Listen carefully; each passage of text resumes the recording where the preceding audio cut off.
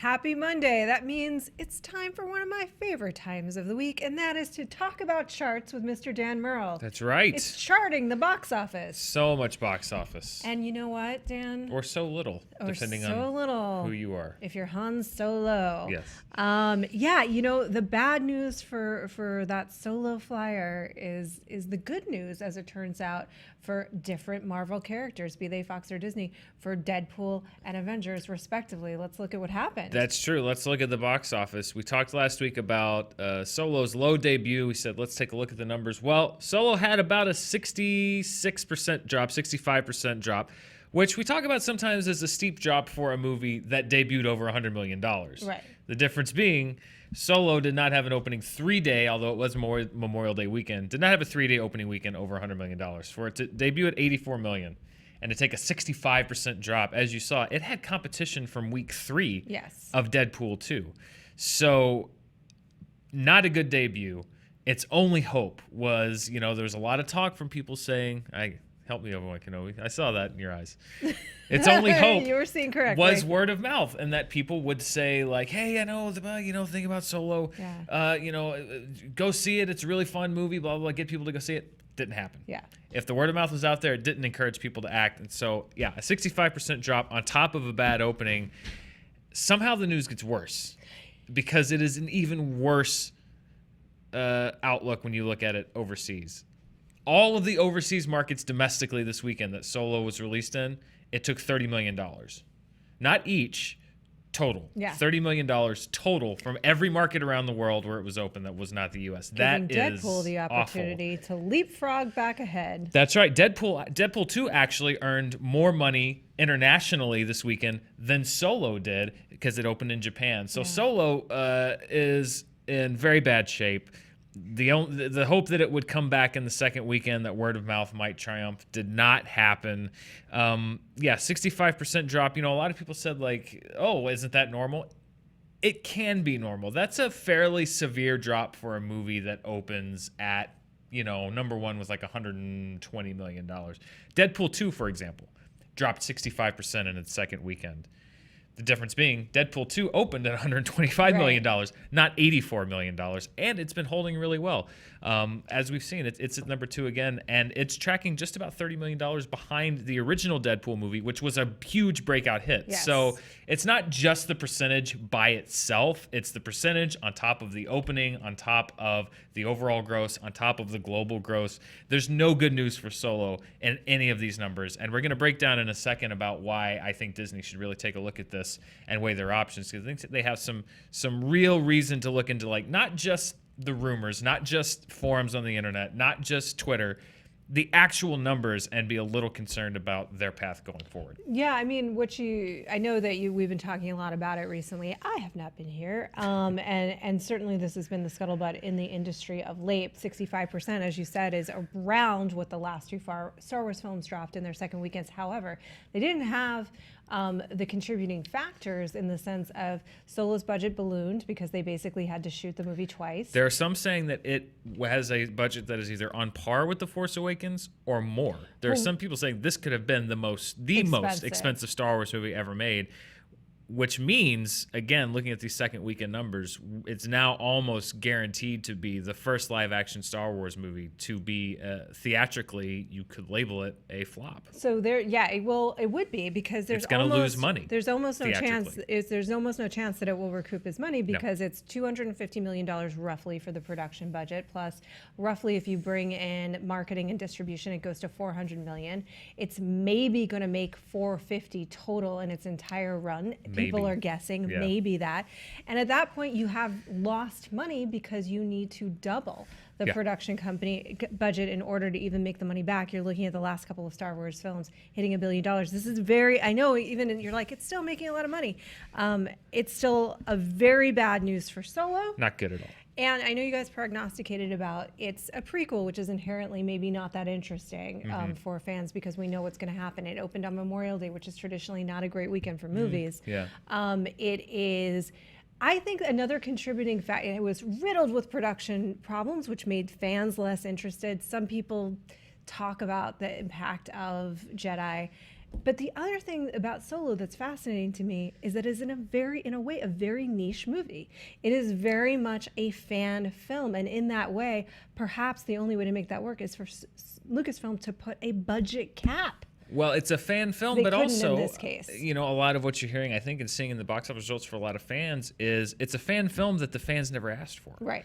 There wasn't an outcry from the fans for a In Han fact, a lot Solo of fans film. were saying we love the Han Solo. We have. Right. And in a strange way, I've seen a lot more fan excitement over the Ewan McGregor, doing the concept of doing an Obi-Wan Kenobi movie with Ewan McGregor. Yeah. That seems to be an idea that more fans have kind of said like, ooh, that would be interesting.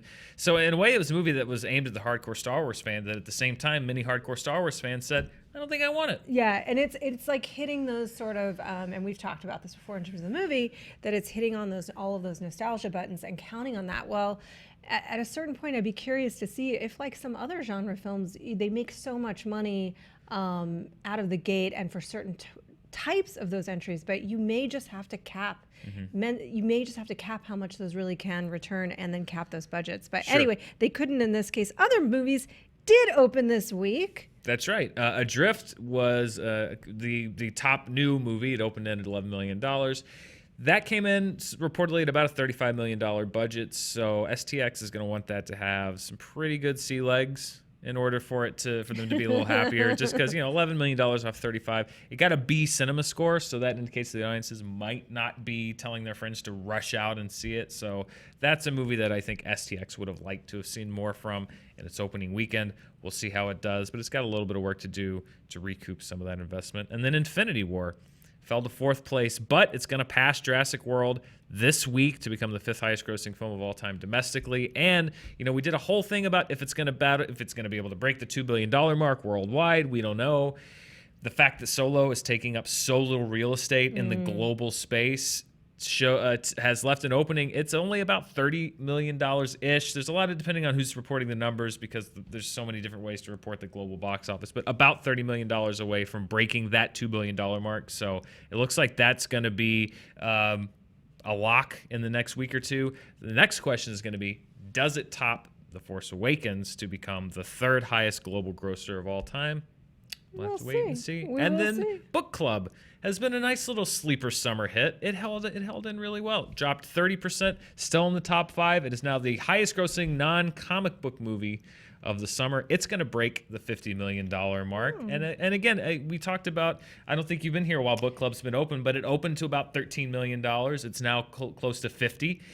That's the kind of legs that studios want to see movies like that have. It opens well, but then word of mouth spreads. You have repeat business. You have people that are going out. An older audience, generally, they might not go out on opening weekend. They're going to come out in week 2 and week 3. Well, they don't want to be bothered with all those youngsters. Exactly. Although I wouldn't sub Book Club, and there weren't a lot of youngsters in the crowd. I'll tell you that much. I love movies like that, and I'm looking forward to seeing it. It's good. And the other thing that I love is that model. Is like you have a nice little story to tell, a budget that is reasonable, that allows the movie to succeed without having to bring in $1 billion. And it's nice. Look, hey, I loved Infinity War.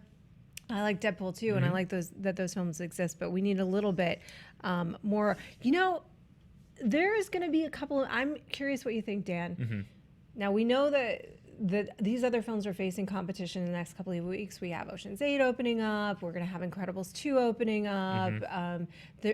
Do you think there's one film that we don't have on the radar necessarily that's coming in, which is Hereditary, which is this little horror film that you and I are going to review that I feel like could take a slice of that box office? Not a huge slice, but a slice. A slice. It's one of my favorite movies of the year so far, and we're going to talk about it later this week.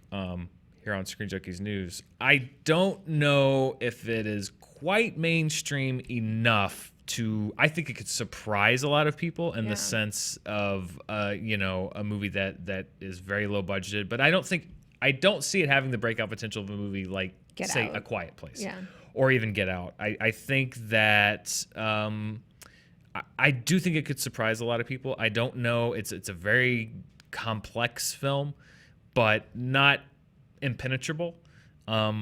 I don't know. I'm going to be watching Hereditary very strongly because I don't think, for example, I think it has more breakout potential than a movie like It Comes at Night. which came out last summer, that I think was so kind of niche and heady that it sort of was an obstruction to a larger audience getting into it in many ways. I think that Hereditary is a little more accessible, but I don't know how big it can go into the mainstream, as far as like, you have to go see this right now. It's not like The Sixth Sense. It's not like The Sixth Sense, exactly. It is a little less accessible than that, but it's so good. I do think there will be great word of mouth on this, and I think horror fans are gonna love it. So you never know, but it's Paranormal Activity, for example, those kinds of phenomenons, much more accessible. Yes. Now there is a movie with great word of mouth that I am gonna look at next weekend, and that opened just outside of the top 5, which is Upgrade. From Blumhouse Tilt. Opened at number 6 with $4.6 million. A lot of strong word of mouth. It had about 1,400 screens, so it was a wide release, but not a huge release. That's the kind of movie that I could see people catching and recommending to their friends. Now, are they going to do it quick enough that they can grab it in theaters? Because like you said, this is the summer season. Ocean's 8 this week. 2 weeks from now, Incredibles 2. The week after that, here in the U.S., Jurassic World. And then Fallen globally, Kingdom, well before that. Globally coming up this week in so many markets, which we'll talk about in a second. I don't know. I want to see how Upgrade does next week, because I could see that being the kind of movie that actually in week 2 holds pretty well, because it is kind of buzzy and flies below the radar. And I could, friends saying, "Hey, you got to go see Upgrade. You got to go see Upgrade." But I don't know if it's gonna be able to hold onto those screens long enough. I don't know to either. make a huge impact. If they almost with Upgrade, it's interesting because I wonder if they had the best release strategy for this movie. Of course, there is no good time of year anymore without a ton of competition, but we'll be talking about that one this week too in a review. We will. And I do think that already has great word of mouth. What did not have great word of mouth was Action Point. Oh. It barely cracked the top 10, just over $2.3 million. C+ cinema score, which I think actually has a lot to do with the fact that it sold itself as a Jackass-style Johnny Knoxville stunt fest. And it really wasn't. I mean, it had some of that stuff in it, but if you saw the trailer, you saw the best parts of the movie as far as that goes. And it was kind of more of a straightforward sort of not coming of age, but, father-daughter summer thing. Pretty by the book, pretty standard. I didn't hate it. I know a lot of the critics got the claws out for it. I didn't hate it, but I also think that the Johnny Knoxville fans that showed up that were expecting a kind of Jackass-style movie were probably disappointed. That probably contributed to that C+ cinema score. And Paramount, poor sweet Paramount, at least they've got A Quiet Place, because this was another huge blow to them. This was about a $19 million, $20 million budgeted movie that is going to lose a lot of money for them. So I had the poor sweet Paramount conversation at dinner this weekend, and I also said, well, at least they have The Quiet Place, but I don't think it's going to be enough for that studio this year. Man, they keep taking hit after hit. But they got Mission Impossible. They got that coming up. Upgrade, I will say this, for those of you that haven't seen it yet, it's one of those films that I managed to stay away from all of the trailers in the marketing and do that, by the way, especially the Red Band trailer, because I watched the Red Band trailer and it gives away the best parts of the movie. So don't watch those trailers. Go in cold. I went in cold knowing that it was Leigh Whannell, and it took about 20 minutes. This isn't spoiling anything, but it took about 20 minutes of the movie for me to understand, this is in no way a horror. No, it's not a horror movie. This is a clever sci-fi action movie, techno thriller, which is quite fun and very enjoyable. But I will say the marketing, I think, has not been in the best service of that movie now that I have seen it. Yeah. Because it gives away way too much in any event. American Agreed. Animals is another movie that we will be talking about American this week. Animals, and it took the per screen average. It opened up with just over $33,000 per screen on 4 screens. This is a movie that I personally enjoyed quite a bit. I know we'll be doing a bigger review. I liked it too. This week. And it's also a movie that is already set to roll out. It was on 4 screens this week. Last weekend. This weekend, it's going into several more cities, Boston, Chicago, and then on June 22nd, there's going to be a much wider release. It's rolling into a bunch of cities nationwide. So we'll see how this does as it continues to roll into release in more and more cities, but I liked this movie a lot. And I hope that it continues to do well. 2001: A Space Odyssey, by the way, still putting butts in seats. It was number 2 on the per screen average list. Still $14,000 per screen on 5 screens. A lot of people still going to see Stanley Kubrick's 50-year-old space adventure, if you want to call it that. That makes the little nerd in me very, very happy. American Animals is, again, we'll talk about this later in the week, but so it's a very interesting structure. This is a hybrid narrative documentary film. Yeah. And for that alone, if you like cinema, it's interesting to watch. Star Wars second weekends, we're going to start to unpack here why maybe Lucasfilm doesn't understand exactly what it has on its hands with Star Wars. Yeah, or maybe they should start kind of trying to, because we now have more. It's not just the debut weekend. We have more data to kind of unpack. And that sounds negative. I don't mean it in a negative way. Yeah, but this is the point where they need to really kind of say, like, okay, the debut was this, but now we have 2 weekends of data to work on, and what can we learn from this? And this is why I think they might want to be a little bit worried, if I'm being honest, and the questions they have to ask themselves, particularly when they're looking at their future, what has done traditionally well and what hasn't. So let's start with the second weekends in the Star Wars franchise. These are unadjusted numbers.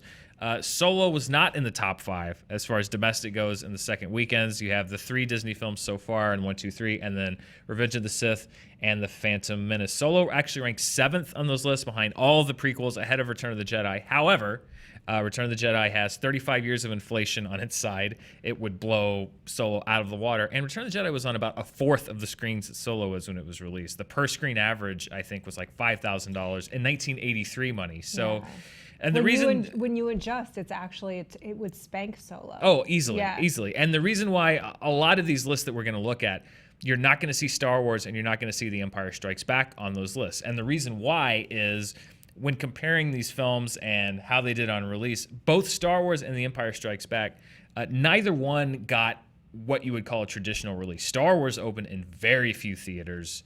Empire Strikes Back opened in a few more, but even still took about 4 or 5 weeks to completely roll out to its maximum number of theaters. So Return of the Jedi was the first Star Wars movie that really got what we would today call a wide release. Right. It opened simultaneously on 1,000 screens nationwide.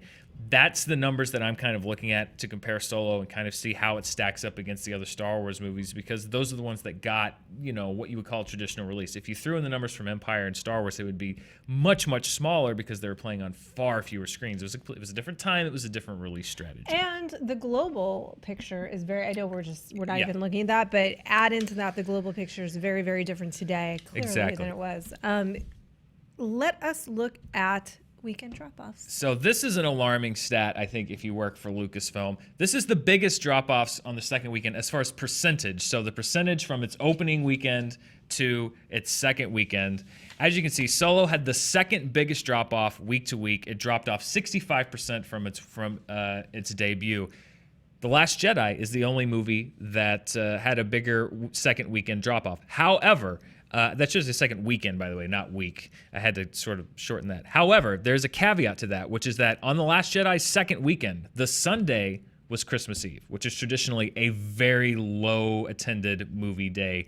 It recovered substantially on Monday. So were Sunday not Christmas Eve for The Last Jedi, I think that Solo would easily have had the biggest second weekend drop-off. And by the way, that is across all Star Wars theatrical releases. That is across the Clone Wars, which you saw on there. That is across the special edition re-releases and the reissues. To be clear, the Clone Wars was like basically 3 episodes of the television show, the animated series, essentially out there designed to promote the series, which is a very fun series if you haven't watched it. So if you're working for Lucasfilm, even though there is a caveat on The Last Jedi, you're also looking at your last 2 films having the biggest drop-off from opening weekend to its second weekend of any movies in the Star Wars franchise.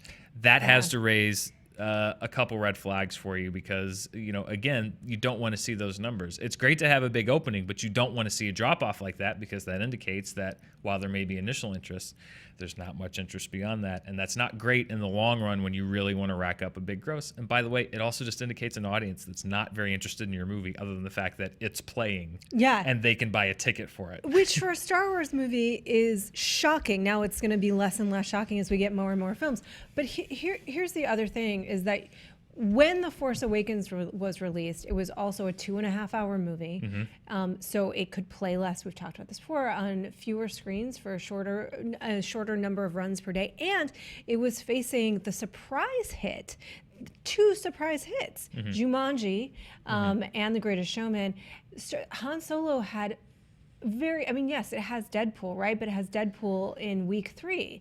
Like, it has very limited competition right now. It's about to get a ton of competition. Yeah, well, yeah. I mean, it had, I think, the second week of Deadpool 2 and the third or fourth week of Infinity War. But again, this is a Star Wars movie, which is supposedly, supposed to be. And we saw this where, I don't know if Jumanji because if you just look at the way that the movies lined up with The Last Jedi, we talked about this a little bit last week, was that it made about what you would expect. It didn't. It didn't outperform, but it certainly was not. I don't know if Jumanji and The Greatest Showman took away from the Last Jedi, but at the same time, The Last Jedi didn't wipe them off the board. It showed that you can compete against a Star Wars movie at peak season. Right, but I don't think that you couldn't have competed with, even if you were those two movies, you couldn't have competed with Force Awakens. No. It does say something about how the audiences were responding to that. Yeah. Because they weren't going to see The Last Jedi again and again. Instead, they were going to see Jumanji or The Greatest Showman. Or people were going to see The Greatest Showman again and again and again and singing along. In any event,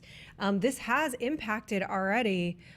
We saw Disney shares drop, and analysts were saying, like, could it be ABC canceling Roseanne and that whole, but probably less likely and more likely the disappointing performance of Solo. Now, look, they're fine. They have Marvel. They're about Pixar. They have Pixar. They're coming in with Incredibles 2, which I'm sure will do very, very well. However, there is already an actionable impact for them as a business, which lends to the theory that conversations, who knows if things will adjust, conversations may happen.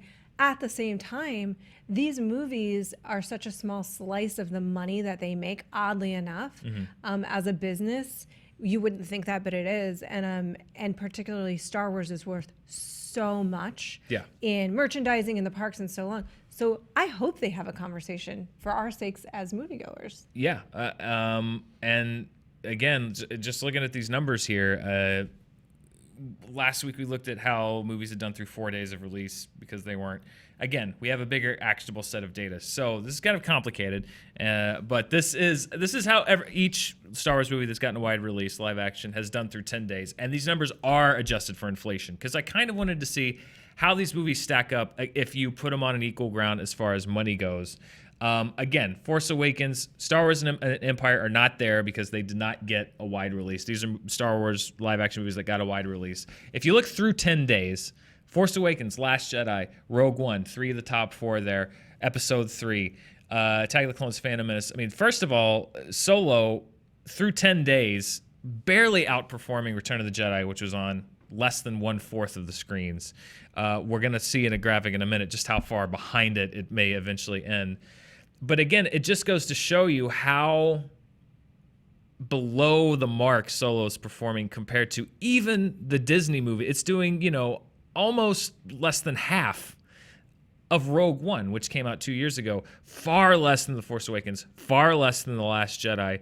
And again, this looks great for Disney. It's like, oh, great. Force Awakens, Last Jedi, top 2, Rogue One, top 3 out of 4, But again, this is indicative of movies that are opening really well. Yeah. This is indicative of the first 10 days. And even through 10 days, you can see Revenge of the Sith kind of sneaking up there. Let's look at the final grosses. So once you get past the first 10 days, look at the final grosses if you adjust these for inflation. And again, The Force Awakens was a massive global grosser. Yeah. Second only to the first Star Wars movie. That's great. You cannot take that away from Disney. There's no caveats on that. That was a massive success. The Last Jedi earned about the same. If Empire Strikes Back was going to be on this chart, Last Jedi earned about the same as The Empire Strikes Back, which is what we talked about. It was percentage-wise and gross-wise about what Empire earned compared to the original Star Wars film. However, look at Return of the Jedi, $630 million. It made a comparable gross to The Empire Strikes Back in the sense that between Empire and Jedi, even if you adjust for inflation, the audience was there for both of them almost identically. I think there was a slight drop-off, but the audience was there for both of them. There wasn't much drop-off other than Star Wars was a massive phenomenon. It had 2 sequels. Both those sequels brought in about the same amount of audience, which indicates that you had an audience that was still invested in the story. You had a number of people that wanted to go. 2 very profitable films. Whereas if you look at that chart again, you have the drop-off, of course, between Last Jedi and The Force Awakens. Then you have Rogue One in there. That's tied in very closely to the original trilogy, very closely to the iconography.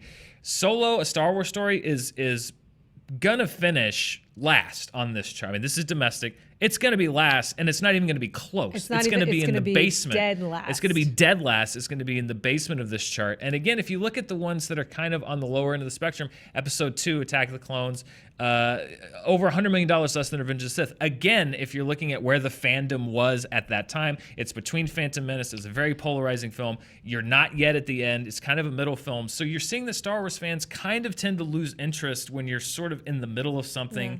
And when you're after a movie that may have polarized the fan base a little bit, which is exactly where we are.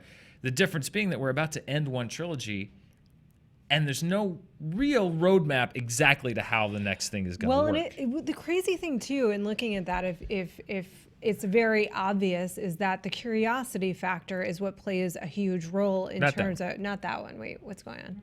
There we go. Thank you, JT. In terms of, obviously, The Force Awakens, and we've talked about it before, was a phenomenon. What were they going to do without George Lucas? Was this a return to form? JJ, blah, blah, blah.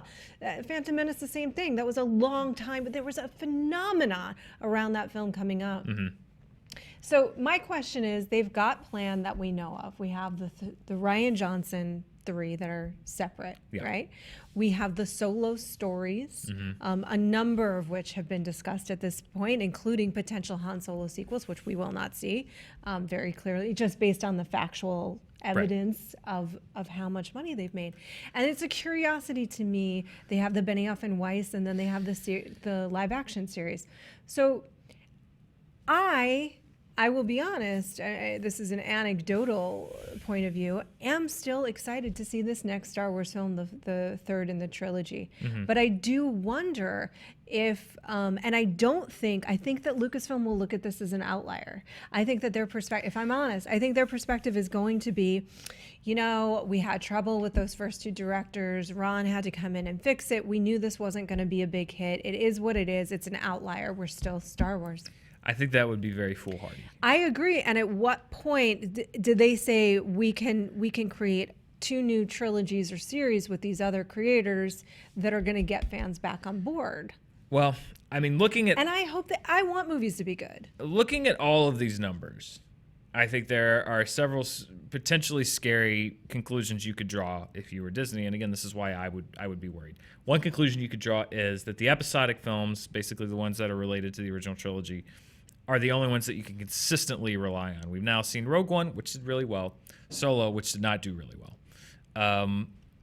I think that that you could look and say, like, well, our huge money makers appear to be the episodic movies, 1, 2. The middle ones always don't seem to do great. Then you end it. The problem being you're about to end it and you don't have any more episodes left. That story supposedly is going to be done. So if that's a conclusion you draw in your Disney, that's very worrisome because you're getting rid of the proven, consistent moneymaker in that franchise. Number 2, the conclusion you could draw is that the audience is not related in spinoffs that don't relate directly to the franchise in the sense of, like, Rogue One was the story of how they got the plans to blow up the Death Star. It was directly related to the plot and to the world of A New Hope, whereas Solo is not. It, in the sense that, other than the fact that it has things in it. It has things in it, but it's not plot-wise. But it's not like if you go see Solo, it's going to somehow... And I understand why they didn't do that. However, the audience did not show up for that, whereas Rogue One was very upfront about the fact, like, this is the story of the Death Star, this is the story of the Empire, this is the story of the Rebellion. I mean, they leaned hard into that imagery, into that, whereas Solo was kind of like, this is Solo, he's his own thing, and the audience is not there for it. Third, and I think you have to take this into account, it's sort of what you said they wouldn't do. If you're Disney, you have to take the fact that perhaps the brand has taken a hit, an overall hit. For any we went into a lot of reasons last week for why Solo didn't debut well. It's obvious that whatever audience that didn't go for any of the reasons that we cited last week, some of them having to do with the franchise, some of them not having to do with the franchise, didn't go in the second week. I think it would be foolhardy if you're Lucasfilm to not go in and think, what can we do to fix? Not just like, well, that was an outlier, we're just going to go as planned. Because here's what you have coming up. You have one more episode. Yeah. That's it. And in that episode, by the way, spoiler if you haven't seen any of the Star Wars episodes, in that episode, you are going to have probably 0 of the fan legacy characters that fan. You don't have Luke Skywalker, probably, and this certainly not in the leading role that you pitched him in The Last Jedi. You don't have Han Solo. You don't have Princess Leia. They've said Carrie Fisher will not be in this movie. If she is, she'll only be it. So you don't have any of this fallback to, I can go back to these reliable characters. It's going to be this new world. They don't know how that's going to perform. They don't know how much of the last movies were tied into Han Solo and Luke Skywalker. Well, here's what they could say. And I agree with you that they should have this conversation and they should examine this, because that is what the evidence is showing us. What they can say about Han Solo, just to echo the earlier thoughts, are, one, this was a very troubled production, and it was publicly troubled, and that may have lessened the appetite for this film. Two, it came out on Memorial Day weekend, which isn't necessarily a huge weekend. Three, it was a prequel, and yes, that was our idea, and maybe that wasn't the best idea, because prequels are inherently without certain tensions. Four is that it was a lukewarm received movie amongst critics and initial fans. It didn't catch anyone. A lot of people really just didn't like the film, so there wasn't that strong word of mouth. And then ultimately at that point, they say, well, okay, so we learned the lessons from that film, of things not to do again. And the real test is going to be, to your point, if they do continue to allow Rian Johnson to develop this trilogy that's separate from the Skywalkers, if they do allow Benioff and Weiss to continue to develop whatever they're working on, the real test is going to be the first Star Wars movie that we get that literally has nothing to do with anything that we've seen before. And my guess is, like any other movie out there, if it's good and well marketed and has a mass appeal, people will go see it. Maybe, but again, especially with you brought Rian Johnson on to make this new trilogy, which nobody knows what it is. I don't know that they're gonna. Do you think they'll stick with Rian? Here's the problem that I think it's been proven that the broad general audience will not go see anything that has Star Wars name on it. In the sense of, like, we can lose X amount of people, but we can lose the hardcore X amount of people, but the general audience will always show up. We've now proven that they will not always show up. I think that Disney is going to have to acknowledge the fact that you are going to have to rely on your fan base, maybe much more than they had ever expected, that you're going to have to really rely on that Star Wars fan base. And I think they're going to have to look at Rian Johnson and acknowledge that I don't know how they strategize around it. There's going to be a segment of the fandom that will never go see another Star Wars project with Rian Johnson's name on it. I agree with you. How they measure, and this is where I'm really curious about, is that's why I suggest cap it. Internally, if we know that the only thing that we can rely on are the Skywalker sagas, then do we find a way to continue to tap into that, even though we said this is the end, into the characters that we've established with The Force Awakens and continue that saga, right? And then outside of that, do we 100% and with great discipline internally cap what we think that movie can make and therefore cap the budget? And to your point with Rian Johnson, I agree with you. There's a segment of the population that's done with him in Star Wars, of the hardcore fan. Yeah. How do they measure, factually speaking, what percent of the audience that actually is? And how do they measure if they internally believe in him enough to deliver this? Because right now, they got a lot of cooks developing a lot of different things. Short of, like, I think we mentioned this last week, short of knocking on every fan's door, I don't know how much because there's segments of the internet that will say that the only reason that Solo flopped was that Rian Johnson did what he did with The Last Jedi. Right. However, that is not scientific, and it's and as vociferous and loud as the internet can be, I think something that they and we oftentimes forget is that the internet is not truly the voice of the masses. It is a voice of a very passionate base. It is the voice of a very passionate group of people that are very invested in things, but they do not speak for the general mass. And it definitely counts. It counts. That's why I'm saying the Rian Johnson thing, I think, is more important now than before, because in the absence of a brand that everyone in the country or a large section of the country will go and see no matter what, you now have to look at the fan base in particular. And that is where what you may have written off as a minority or a very small part, yes, of the general overall population, I will agree. I think are people that have a problem with Rian Johnson. If you're now saying we have to rely on this fan base for this franchise to continue to succeed and take chances and take risks, that's a more substantial portion. So That's what I'm saying. I agree, and I think they are going to have to try and measure and weigh all those things. But I really wonder what they come out with, and it's very clear that there isn't this 10-year plan that's sort of laid out and creatively designed. It's being designed. Anecdotally, again, I have a friend that does not go on the internet, has nothing to do with any of it, but like loves Star Wars. She's a completely different living, has little Yodas all over her house and everything. So she's not connected to who Rian Johnson even is necessarily, but she just looked at the trailers for Solo, and she goes to see every Star Wars movie opening day and just said, it just looks boring. I think I'm gonna wait. Yeah. And that to me was the key also, is that marketing really didn't sell the epic nature and the God, I must see this nature of Star Wars. The marketing for Solo didn't. Well, I think that the lifelines are gone.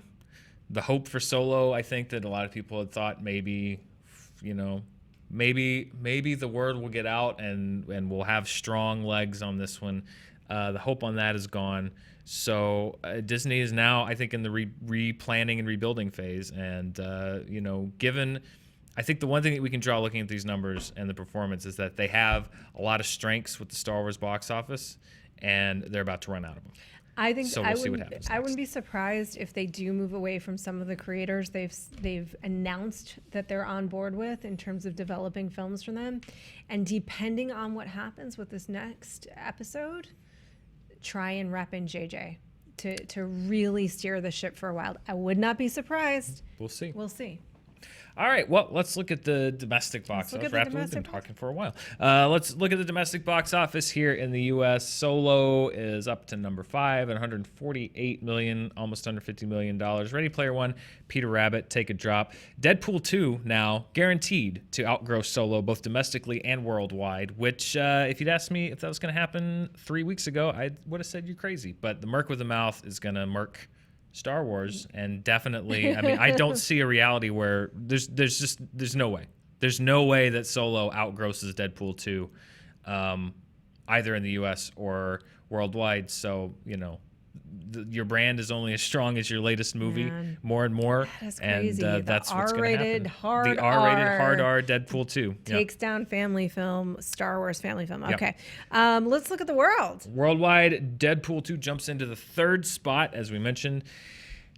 Solo is about $80 million off of this list. Peter Rabbit, Solo is $80 million below. Now, it's not going to be one of the year's top 10 grossing movies. That's just not going to happen. There's way too many movies that have to come out the rest of the year. But it's possible. Like we said, Solo made $30 million across all international markets this past weekend. It's 20, under $30 million here in the U.S. It's possible that, depending on how these movies do, how Fallen Kingdom does this week as it opens in a lot of international markets, Solo may never find itself on the list of the 10 highest grossing films of the year globally. And again, that is a scenario that I would have told you were insane. Yeah. If you would have told me that. But yeah, we mentioned that Jurassic World Fallen Kingdom is hitting many, many, many of the world's large markets this weekend because Universal wants to get that movie out in front of the World Cup, which starts in a couple weeks. So the rest of the world is actually going to see Jurassic World Fallen Kingdom before we do. It opens on Friday in a lot of markets. It opens next week in a lot of markets, and then we kind of get it last 2 weeks here later in North America. So we'll actually have some international numbers for Jurassic World Fallen Kingdom next week on this show before the movie even opens. It's also a movie that has a lot of international appeal, and they probably really care a lot more about that. Maybe so. Maybe so. Ultimately, we'll see how it does in both markets. So let's look at the summer movie report, Summer movie report. We are going to see Book Club jumping up to the number 4 spot. Bad Samaritan, goodbye, Sweet Prince, Dean Devlin. It's a runner for one of the worst movies I've seen this year, and it doesn't deserve to be on the list, so I'm glad it's gone. Drift jumps in at number 9. Book Club jumps up at 4. And the month of June, 1 month from today, we're going to be looking at a very different list. Of course, 1 month from today, we'll both be at 4th of July barbecues, so I'm not sitting here talking about box office. But really nice. we'll be looking at, who knows, Ocean's 8, Incredibles 2, Jurassic World, Fallen Kingdom. We'll see where those movies fall on this list. So that chart is going to look very different a month from today. And, of course, Roth, the only number that really matters. Yes, thank you. We are 67 days away from the movie that is going to top that chart, obviously.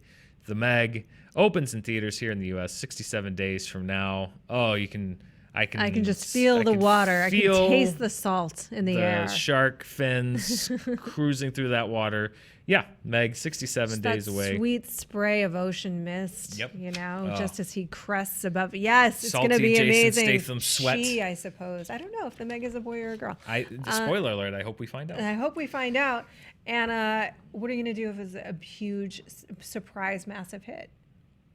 If it's a huge surprise, massive hit, that probably means we got another great giant shark movie, which I'm always in favor of. I'm always in favor. I keep looking for my next Deep Blue Sea. Come on, baby. Come on, Meg. It's good talking to you, Dan. It's good talking to you. This week, Ocean's 8, Hereditary, Hotel Artemis, all hitting theaters. We'll see if any of them make a splash. And yes, Hereditary is a movie. We'll plug it. We'll plug it now. We're gonna plug it later. That's your Screen Junkies News homework for this week. Yes. Because Hereditary is one of my favorite movies of the year, and we're gonna do a spoiler review on Saturday because we both saw the movie and we're like, we think people are gonna want to talk about this after they see it. So your homework is to go see Hereditary and then come back this weekend. Talk to us about and it. See us try to figure it out. It is fantastic. It really is a good movie. Dan's not necessarily a huge horror movie fan. I saw it with people that are, so I think it appeals to both of those camps. Yeah. And this is a movie you almost can't, we're going to review it in a roundup, but you almost can't really review it until you can talk about those spoilers. Yep. So definitely go see Hereditary this weekend. And man, we wish good things for all movies on all days, but it's been interesting watching what's happening this year already. The month of May has already yielded a bunch of surprises, and who knows where we'll be by the time we get to the end of the summer movie season. But I do know this, we'll be back next Monday to talk about that box office. Yes, we will. Thank you guys for joining us.